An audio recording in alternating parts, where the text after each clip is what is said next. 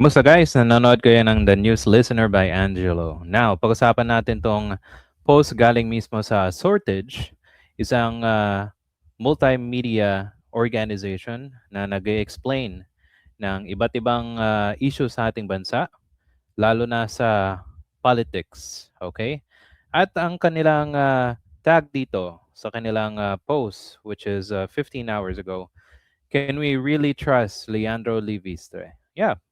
So tingin nyo, mapagkakatiwalaan ba 'tong batang ito, okay, sa, kung pag-uusapan ng transparency at laban sa korapsyon. Okay, so panoorin ito at, basahin natin yung kanilang post, okay? So, starting with sabi dito, "The billionaire congressman and son of Senator Lauren Legarda acts as if he's a crusader against corruption. But can that apple really fall far from the tree?" So let's go to the next page. So, sabi dito, in 2019, Congress passed RA 11357. Ito yung panahon ni Duterte. Okay? At granting solar para sa bayan a super franchise. The beneficiary of this franchise, si Leandro Liviste. Okay, so although Legarda abstained from voting, progressive groups claimed that she indirectly helped lobby for her son's franchise bill. So HB 8179 became a law within 1 year. Oh, anong ibig sabihin ng indirect? Kung direct ang nakikipagtulong, definitely may kita mo na yung kanyang nanay ay nasa harapan, ng pasa ng ng bill na ito, di ba? At since sabi dito indirectly, syempre may mga tao si Lauren Legarda na gumagalaw para sa kanya at ang magbe-benefit ng franchise na ito ay yung kanyang anak. Okay? Again guys, hindi ibig sabihin na bilyonaryo itong bata na 'to. Nanggaling 'to sa hirap at pagod. Remember, ang kanyang pamilya ay nasa politika. Si Lauren Legarda, matagal na siyang naging senador at public official. So paano naman yung tatay niya? Well, ang pagkakaalam ko, yung tatay ni Leandro Leviste ay isa ding politiko. Okay? At saan sila nakabase? Okay, so papakita ko sa inyo guys para at least meron kayong alam. Oh, ito si Antonio Leviste, isang businessman at the former governor of Batangas. Okay, sabi dito, Leviste is a Filipino politician, businessman who served as a governor from 1972 to 1980. Both distinguished Batangueño family renowned in both business and politics. He was married to Senator Lauren Legarda but later separated from her before 2004 election.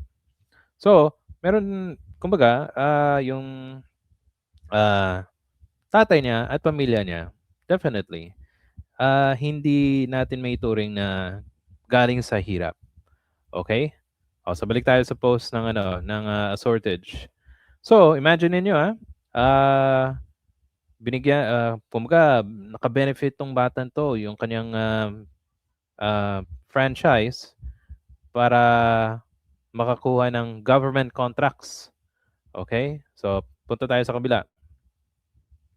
Ayon sa kanila, Sortage, Levista's renewable company secured 42 renewable energy contracts representing 10,000 megawatts of promised production. So, ayon dito, nagpromisa yung kanyang company na gagawa daw ng at least 10,000 megawatts of electricity sa buong bansa.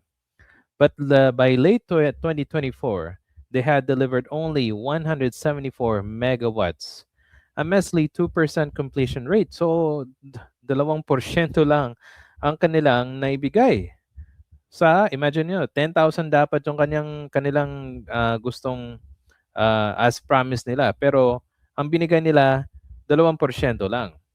Solar Philippines 14 billion performance bonds expired August 2024 without renewal. Kumbaga, hindi na renew. Okay, so punta tayo sa kabila. The timeline says it all. October 24, Senate hearing exposed 21 to 42 contracts facing termination. September 2024, March 25, Leviste sells share to Meralco for 34 billion pesos. Aba, so ang daming pera niya, di ba? 34 billion pesos yung kanyang isinare. So, again hindi galing ito, yung pera niya, hindi galing mismo sa kanyang, hindi niya hinirap, galing mismo sa mga parents niya. May 2025, naging congressman siya. A perfect exit before the consequences arrive. Wala nag para sa akin wala nang yung media companies hindi pinag-uusapan ito. Okay? Kasi imagine niyo 24 of 42 contracts na nakuha niya facing termination. Okay? Tapos yung kanyang shares, ibenta niya sa Meralco. Kumbaga, timing, 'di ba? Kumbaga hindi malalaman nito ng mga publiko na meron siyang kabulustugan na hindi ginawa. Okay? At imagine niyo 100 million pesos yung dinonate niya sa campaign ng kanyang nanay noong 2022 election. Okay? Yan dapat ang tandaan natin. At that means yung kanyang company have contracts in the government, hindi po allowed na yung may-ari at supposed to be may-ari ng company na mayroong kontrata sa gobyerno, hindi pwedeng magbigay ng donasyon. Bawal na bawal yan sa Omnibus Election Code. So punta tayo sa kabila.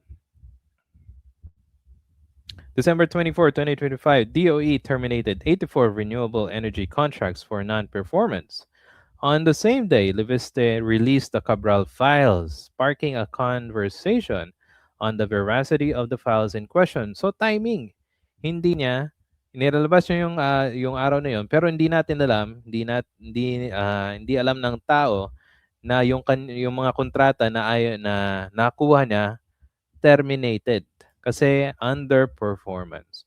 Na-divert yung issue na yan sa Cabral files. Aba, galing no? Punta tayo sa kabila. Leviste previously accused DPWH Undersecretary Arail Perez of contractor ties. Perez resigned within hours. Then Leviste admitted that he had no concrete evidence. Yan, naparoon ko yan. Kumbaga, nagsabi lang siya ng, ay may ano daw tong tao na to, yung undersecretary may contractor ties. Tapos, kinalawanan, wala pa lang siyang ebidensya. 'Di ba? Fake news, nagpe-fake news tong bata. Ano naman, anong walang kwentang ano, 'di ba? So punta tayo sa kabila.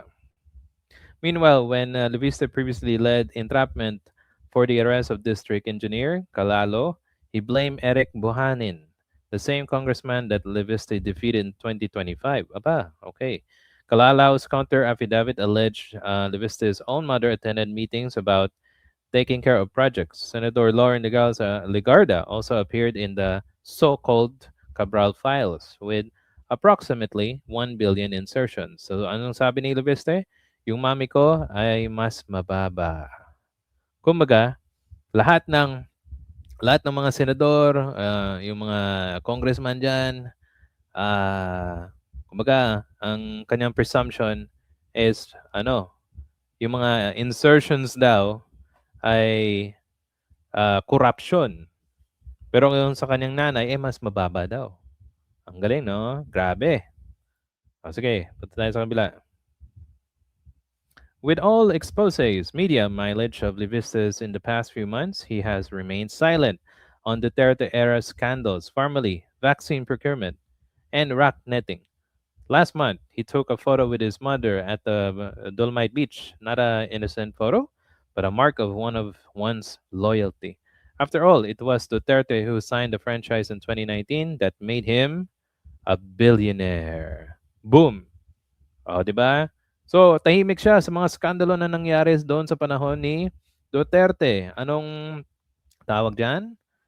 Nagtatanaw ng utang na loob sa nag-bilyonaryo, nagbigay sa kanya ng kontrata at naging bilyonaryong itong bata na 'to. Oo.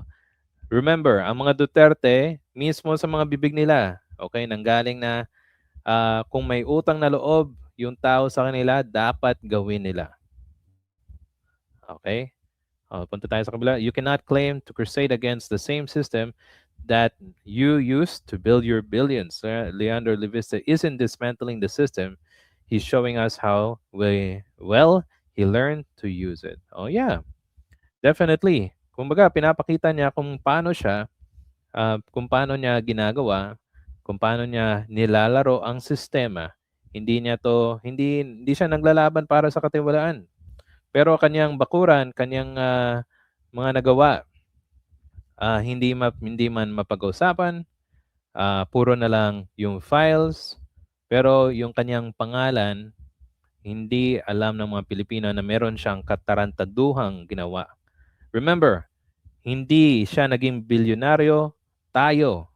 Ang kontrata ng gobyerno nagpabilyonaryo sa kanya. Okay? Ayan. So, ano sa tingin nyo guys? For me, yung Assortage, isang legit na media organization at they definitely have their homework done. Okay? So, ipapakita ko nyo sa inyo yung kanilang website.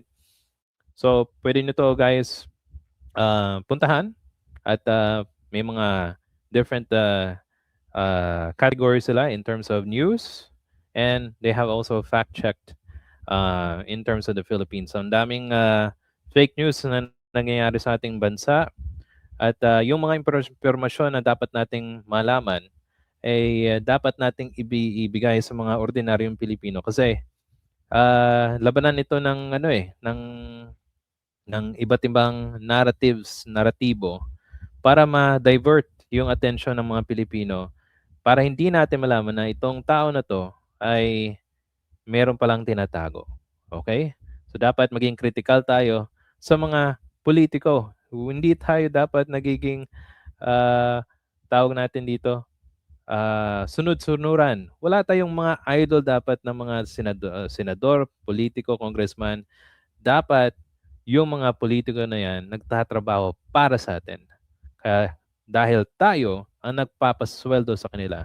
Kung wala yung mga ordinaryong Pilipino nagtatrabaho para ibigay natin yung tax sa gobyerno, wala yung gobyerno. Tayo ang gobyerno. Okay? So guys, kung nagustuhan niyo po itong video, paki-like and subscribe. You can also share. Kung meron pa kayong suggestion sa ating video, paki-comment po sa ating comment section. And I will see you sa susunod na video. Salamat po sa pakikinig.